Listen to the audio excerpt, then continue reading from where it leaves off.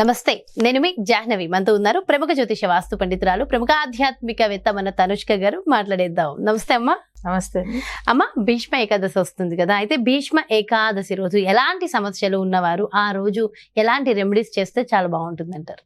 యాక్చువల్గా భీష్మ ఏకాదశి అనేటప్పుడు అంటే ఉత్తరాయణ కాలంలో ఏంటంటే అసలు తన ప్రాణం వదిలిన టైమింగ్ అనమాట. బట్ అయితే మనం జనరల్గా అందరికీ చాలా మందిలో పెద్దవాళ్ళు ఎవరైనా ఇంట్లో చనిపోయి ఉంటారు, లేదు సడన్గా ఏంటంటే వాళ్ళు యాక్సిడెంట్లో చనిపోయిన వాళ్ళు, అంటే అకాల మరణం అంటే చూడండి. సో అప్పుడు ఏమవుతుందంటే ఆ ఇంట్లో చాలా వరకు దోషం ఉంటుంది. కొంతమందిలో ఏంటంటే చనిపోయిన రోజు అంటే వాళ్ళ డేట్, మంత్, ఇయర్ అంటే ఇవన్నీ కలిపితే 4 కానీ లేకపోతే 8 పవర్లో చనిపోయి ఉంటే కూడా ఆ ఇంట్లో ఉన్న వాళ్ళందరూ చాలా సమస్యల్లో ఉండిపోతారు. సో అంటే అక్కడ నుంచి ఏమవుతుందంటే వాళ్ళకి వచ్చి అసలు పితృదేవతలు అనేటప్పుడు ఏంటంటే వాళ్ళకు అసలు కష్టాలు ఇస్తూ ఉంటారు. సో అప్పుడు ఏమవుతుంది, వీళ్ళు ఈ ఏకాదశి రోజు పూజలు ఎలా ఫాలో అవుతాయి మంచిదంటే, ఆయన మోక్షానికి వెళ్ళారు కాబట్టి. సో అలానే మన ఇంట్లో ఎవరైనా పెద్దవాళ్ళు, లేదు చిన్న ఏజ్లో ఉన్న వాళ్ళు సడన్గా చనిపోయి ఉంటాను, సో ఆ రోజు పూజలు చేసుకోవచ్చు. అంటే ఆ ఏకాదశి అనేటప్పుడు మనం విష్ణుమూర్తి గురించే మొక్కుతాము. సో తను కూడా ఏంటంటే విష్ణుమూర్తిని అంటే కృష్ణుడిని అసలు పూజ చేసుకుని ఆయన గురించి మంత్రాలు చదువుకుని ఆయన ఆ ప్రాణం వదిలిన రోజు కూడా మంచి రోజు కాబట్టి అంటే మోక్షానికి వెళ్తారు. ఇంకొకటి ఆ రోజు జయ ఏకాదశిని కూడా చెప్తారు. అంటే ప్రతి విషయంలో మన లైఫ్లో అన్ని గెలవడానికి కూడా మంచిగా ఉంటుంది. సో అప్పుడు ఏమవుతుందంటే ఆ టైమింగ్లో అంటే ఇప్పుడు ఎలాంటి వాళ్ళు చేసుకుంటారు మంచిదంటే, చాలా సంవత్సరాలు అయిందండి మా తండ్రి గారు చనిపోయారు, అక్కడ నుంచి నెగిటివ్ జరుగుతుంది అని కొంతమంది చెప్తూ ఉంటారు. పితృదోషం అని. అంటే పితృదోషం అంటే తండ్రి చనిపోతేనే పితృదోషం అంటే కాదు. అందరూ అసలు జనరల్ గా చెప్పాలంటే తోడు పుట్టిన వాళ్ళు చనిపోయినా, లేదు మరి చిన్న ఏజ్ లో ఉన్న వాళ్ళు యాక్సిడెంట్ లో చనిపోయినా, లేకపోతే సూసైడ్ చేసుకున్నా కూడా పితృదేవతల దోషం ఉంటుంది. సో అలా ఉన్న వాళ్ళకి తప్పకుండా ఈ ఏకాదశి తిథిలో పూజలు చేసుకోవడం, అది కూడా ఈ భీష్మ ఏకాదశి తిథి రోజు చేసుకోవడం ఇంకా చాలా విశేషంగా ఉంటుంది. సో దీని గురించి కొన్ని టెంపుల్స్ ఉందన్నమాట. బట్ అయితే మేము చెప్పేది ఏంటంటే జనరల్గా మాది ప్రాపర్ తమిళనాడు కాబట్టి తమిళనాడులో కూడా ఒక టెంపుల్ ఉంటుంది. అంటే విష్ణుమూర్తియే వచ్చి ఒక అంటే వాళ్ళు శిష్యుల గురించి అక్కడ తిథి ఇచ్చిన టైమింగ్ అంటే ఆ తిథి ఇచ్చాడనమాట స్వామివారి. సో అట్లా తిథి ఇచ్చిన ఒక ప్లేస్ కూడా ఉంది తమిళనాడులో, చెంగల్పట్ డిస్ట్రిక్ట్ లో ఉంటుంది. సో అట్లా ఉన్న టెంపుల్ ఉంది.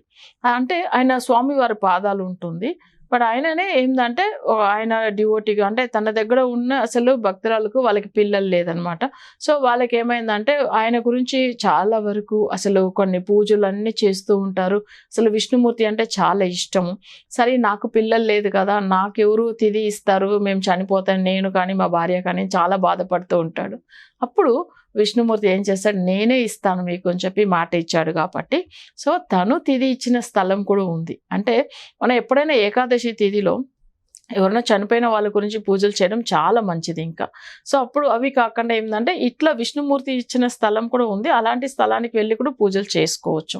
సరే లేదు మేము మా ఇంట్లోనే పూజలు చేసుకుంటాము, సో ఎలాంటి వ్రతం పాటిస్తే మంచిది అంటే విష్ణుమూర్తి అనేటప్పుడు వెంకటేశ్వర స్వామి ఫోటో ఉన్నా కూడా పర్వాలేదు, ఆయన ఫోటో పెట్టేసుకుని తర్వాత ఏంటంటే దీపం వెలిగించేసి అగరబత్తి ముట్టించేసి ఫస్ట్ వినాయకుడు కానీ లేకపోతే అంటే తుంబికే ఆల్వార్ని అంటారు, లేదు విశ్వసేన అని అంటారు. అంటే వైష్ణవులు మొక్కే ఫస్ట్ దేవత. అంటే మన గణపతికి ఎలా శివకులంలో మొక్కుతామో సో అలా వైణవ కులంలో కూడా ఉంటారు.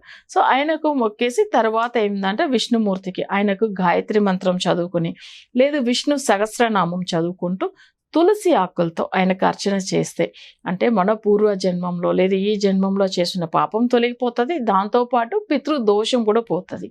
సో అవి తప్పకుండా చేస్తే చాలా వరకు మంచిది. సో తర్వాత ప్రసాదం దేవుడికి నైవేద్యం పెట్టి ఆరతి ఇచ్చిన తర్వాత కొంచెం తర్వాత వీళ్ళు ప్రసాదం తిని ఎవరికైనా అన్నదానం కూడా పెట్టవచ్చు ఆ రోజుల్లో, చాలా మంచిది.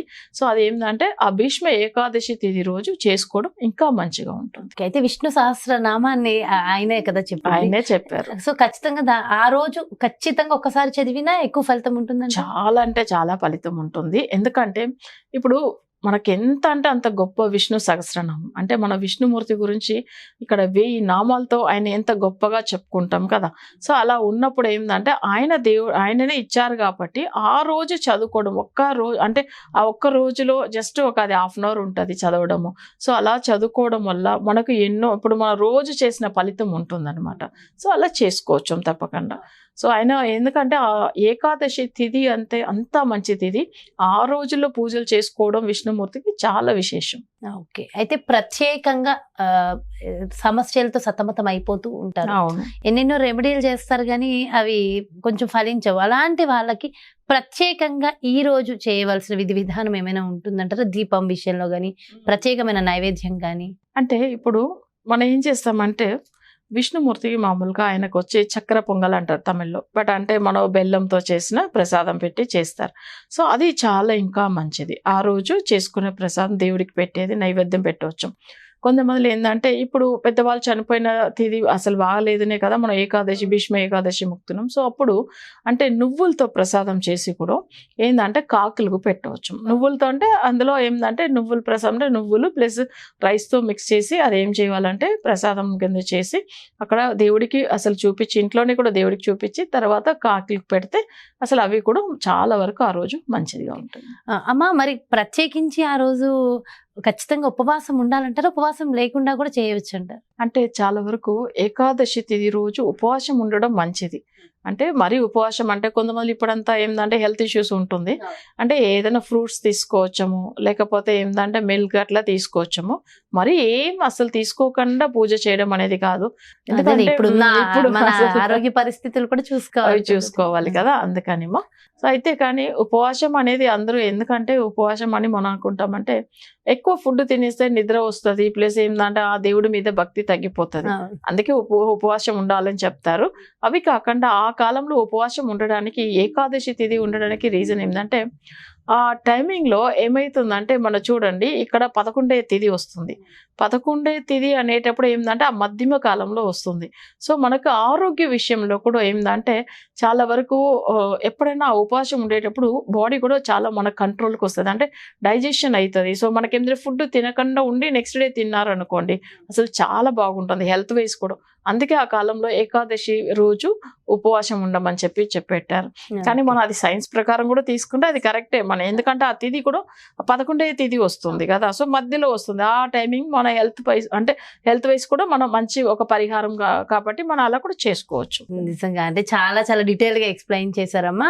అండ్ దీపారాధన ఉదయం సాయంత్రం చేసుకుంటూ విష్ణు సహస్రనామం చేసుకుంటే ఉపవాసం కుదిరిన వాళ్ళు ఎలా ఎలా ఎలా కావాలంటే అలా ఉండి భగవంతుని మీద ధ్యాస పెడితే సరిపోతుంది అంట. ఒకవేళ ఇప్పుడు చాలా మందిలో మేము తమిళనాడు ఆ టెంపుల్ కి వెళ్తామని అంటే కూడా ఎవరైనా కూడా మన ఆఫీస్ నెంబర్ కాల్ చేస్తే తప్పకుండా అడ్రస్ కూడా ఇస్తాము. అక్కడ వెళ్ళి చేయించుకునే వాళ్ళు కూడా చేయించుకోవచ్చు. ప్రత్యేకంగా పూజలు అవి కావాలన్నా కూడా చేయించుకోవచ్చు. ఎందుకంటే ఇప్పుడు విష్ణుమూర్తి ఆ కాలంలో ఏమైందంటే విష్ణుమూర్తికి అంటే దేవాలయం అసలు అంటే కట్టించాలని ఒక ఆయన డివోటీ అనుకున్నాడు. అప్పుడు ఏమైతుందంటే తను అసలు చేయలేకుండా రాజుల దగ్గర వాళ్ళకి అప్పుడంతా ట్యాక్స్ ఉంటుంది కదా, ఆ ట్యాక్స్ వచ్చి తను అసలు రాజుకు తీసుకెళ్లి ఇవ్వాలి. బట్ ఈయన ఏం చేశాడు, ఆ డబ్బులు తీసుకొచ్చి దేవుడికి గుడి కట్టించేశాడు. సో అప్పుడు విష్ణుమూర్తి ఆలయం కట్టించిన తర్వాత ఆయనకు శిక్ష పడుతుంది. అది కూడా ఏంటంటే ఉరి శిక్ష పడుతుంది. అప్పుడు ఆయన ఏం చేస్తాడు, స్వామి నేను నీకే కదా గుడి కట్టించాను, నాకు ఇలాంటి బాధలు అట్లా అని బాధపడుతున్నప్పుడు ఆయన ఏం చేశాడు, అసలు నాకు పిల్లలు కూడా లేదు కదా, ఒకవేళ నాకు పిల్లలు ఉంటానో నాకు తిథి ఇస్తారు, సో వాళ్ళు లేదు కదా మళ్ళీ నేను ఎలా అయిపోతాను, నేను స్వర్గానికి వెళ్ళకుండా నరకానికి వెళ్ళిపోతానో ఏమని బాధపడి ఏడుస్తున్నప్పుడు విష్ణుమూర్తి అప్పుడు మాట ఇచ్చాడు.